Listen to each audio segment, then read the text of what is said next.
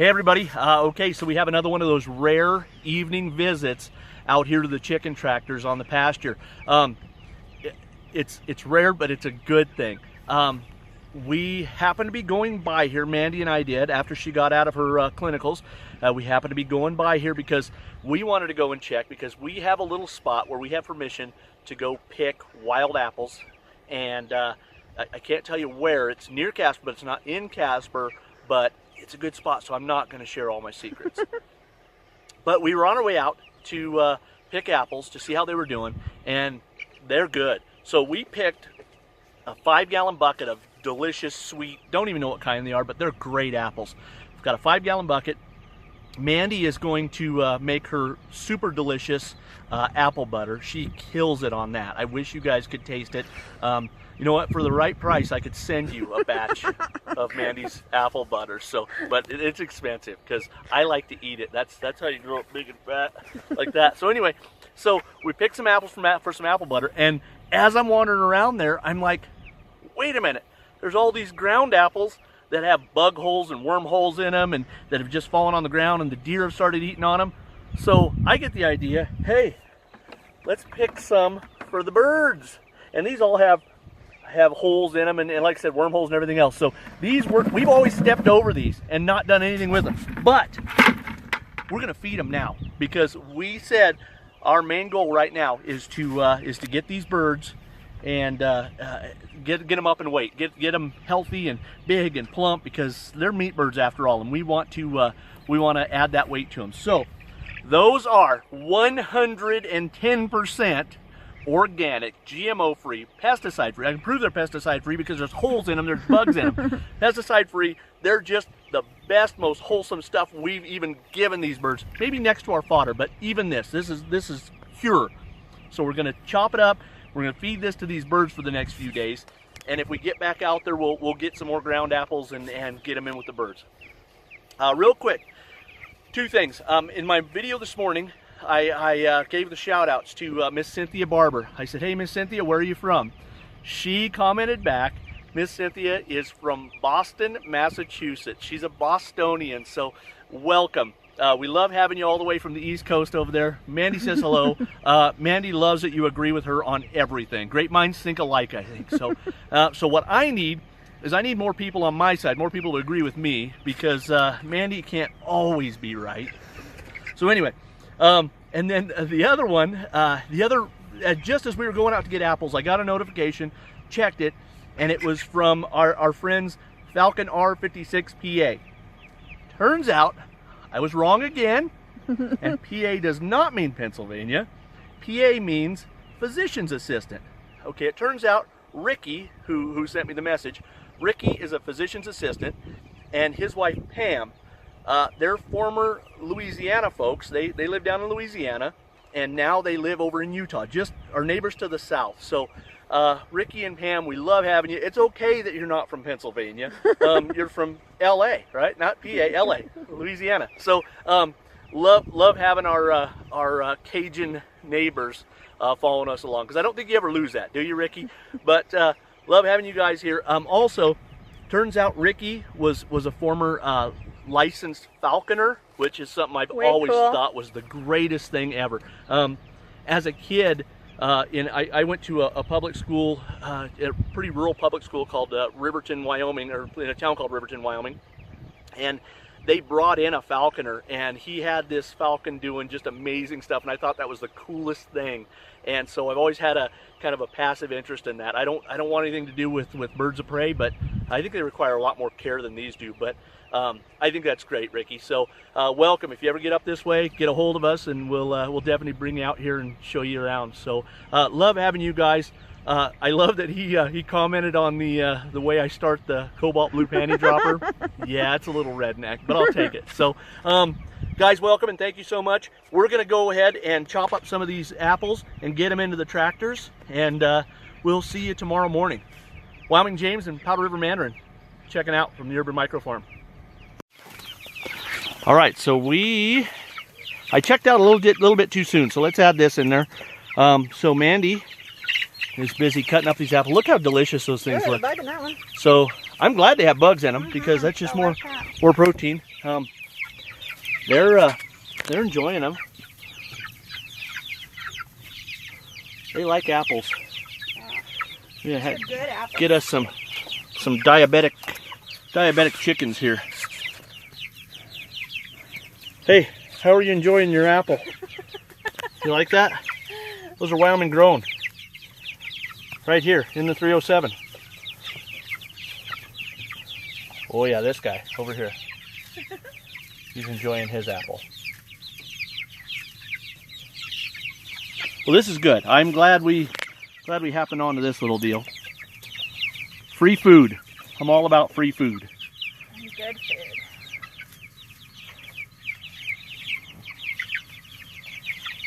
Okay. See how many of these apples are left tomorrow morning. All right, now we're going to check out again from the pasture.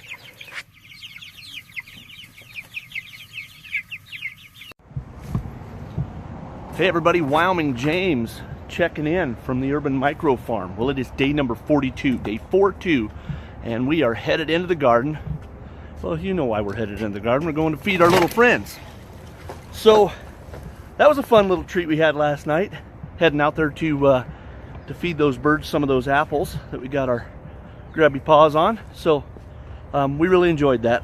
You know, it was a nice break from Mandy after her first day back to clinicals, and she really enjoyed that deal. So I'm out here with our 6 little friends who have knocked over their waterer, and hey, they're all moving around pretty doggone good, even the one I ran over with the tractor. Real quick, hey, Cynthia Barber, I don't remember what episode it was, but we gave an update on the on our friend Pearl, and Pearl did not make it. She was one of those unfortunate ones that got by the raccoons that night. So we didn't actually, if you remember, we put the little pink zip tie around her ankle. One of the raccoons, or I'm sorry, 2 of the carcasses had one of the legs pulled off by the raccoons, and so we couldn't prove that it was Pearl, other than neither one of them had legs. So we opened both of them up. We opened up their crops and didn't find that earring in either one of those. So it must have passed at some point. I don't know. But and then a couple days ago, I was out here pruning the tomatoes back, and I found the little pink zip tie a couple rows over from where those birds got attacked. So unfortunately, Pearl is not with us anymore. She didn't make it. Sorry about that. But we've definitely got a lot of brothers and sisters here that did make it. So we're just gonna focus on them and keep them healthy until it's time to butcher. So I'm gonna get these birds fed, and then we'll head out to the pasture. Alrighty, another beautiful day out here on the pasture. Let's give the birds a look and see how they're doing. Hey birds. Hey birds. I'll tell you, maybe it's just me, but I feel like these birds are growing every single day. I mean, they seem like they get just bigger every day, and maybe it's just wishful thinking on my part. So, hey birds. So we still got that one bird laying down there. Man, I'd like to know what's wrong with that one. So everybody looks good in there with the exception of that one. How about you guys? Hey birds. Hey birds. Everybody's looking good out here. I think I'm going to probably have some problems with this one here, because we're on a little bit of an off-camber hill here. I think I can maybe pull it up into this area and be all right, but I may go ahead and just turn those birds out while we move that one, and then we'll probably move this one first, or this one first. I'm not sure. We'll get them both moved, and then I'll check in with you as we go here. All right, so we got the tractors moved, all 3 tractors moved. Got the chickens fed. You'll notice they're really quiet. They're happy because not only did they get a trough full of food, scratch grains, but they also got their daily dose of fodder. And as you can see from these little guys in here, also got a ration of apples. So I filled all 3 All three of the waterers were empty. We're just gonna make a real quick walk around on all three of these birds. I moved the traps. You know, it's a little curious to me that we've not seen, I'm thankful, but we've not seen any more evidence of those predators being back. It's, like I said, it's really curious to me, because I would think that once those coyotes, fox, skunks, raccoons, whatever they are, I would think that once they know that there's a food source here, I would think that they would be all about that. And I would think they'd put this on their regular everyday visit. So that's it. I mean, that's, as far as chicken farming goes, that's all I have for you guys.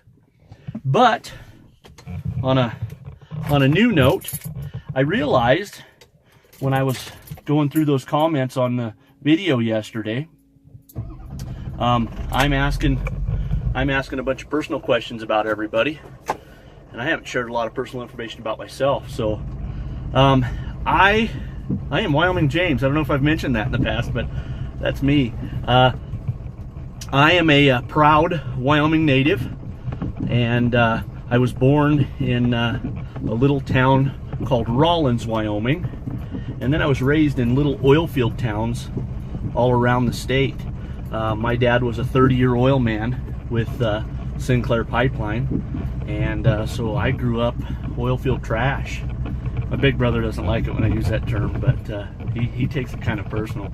But it is. I mean, we grew up in the oil field. Some of our dearest friends, some of our greatest role models were men who we saw in the oil field excelling in that world. So I'm a Wyoming boy. I bleed brown and gold, and this is home to me. I don't see me ever living anywhere else. It's in my soul. It's a part of who I am. So Mandy, I'll tell you a little bit about Mandy. Wait, let me back up. So I am also, one of my proudest accomplishments also is the fact that my two sons are also Wyoming natives. They were born right here in Casper. Both of those kids were. They didn't grow up in the country like I did, but they grew up country. My oldest boy attends the University of Wyoming down in Laramie. So proud of that. And then my youngest boy, he's starting Natrona County High School, NCHS. Go Mustangs. So Mandy, okay, so Mandy was born in South Dakota. However, she got to Wyoming as quickly as she possibly could. Mandy was born over in, I think, eastern South Dakota, and kind of slowly eventually migrated to the southern Black Hills, a little town called Hot Springs, and her family, a lot of her family is still there. But a weird side note about Mandy Harris and Wyoming James, we just met. We've only been together about 3 years, but it was love at first sight. I'm telling you, I think it was mutual. I hope it was, but it was love at first sight for me. I knew that girl was for me, and I didn't even care that she was a South Dakota girl. So anyway, my interesting side note is that when after she and I had started hanging out a little bit, we put it together that for a short time, she also lived in the beautiful metropolis of Rawlins, Wyoming. And so we started matching up timelines, and lo and behold, we went our freshman year of high school together down in Rawlins, Wyoming. So we don't have any real vivid memories of one another. I was kind of shy and introverted back in the day. You know what, let's just call a spade a spade. I was a dork, all right? I was a full-on dork. I cared about one thing and one thing only, and that was hunting. I cared about girls, but they weren't having anything to do with me, so I just had to do without. So I was a little bit of an outcast. I was a bear oil kid, so we weren't real mainstream.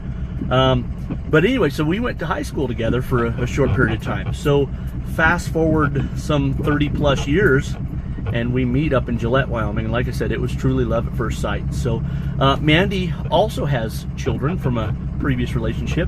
She has a son who is 16, gonna be 17.